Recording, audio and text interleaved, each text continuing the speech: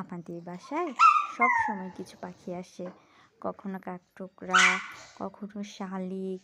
আর এই যে আজকে এসেছে ইষ্টি কুটুম, ও বলছে ইষ্টি কুটুম পাখি এটা।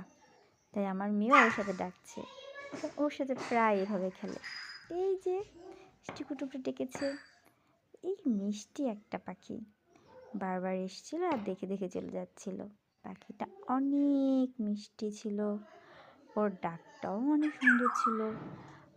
থায়ের মধ্যে দিয়ে ও আরেকটা পাখি দেখতে পাচ্ছিল, ও তো আমাদের দেখতে পাচ্ছিল না, তাই ও ওই পাখিটাকে ডাকছিল।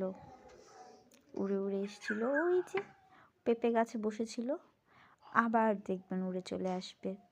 খুবই মিষ্টি একটা পাখি, ইষ্টি কুটুম।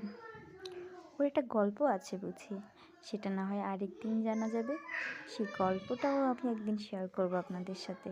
ভারী মিষ্টি একটা গল্প, ইষ্টি কুটুম পাখির মিষ্টি গল্প। হুম।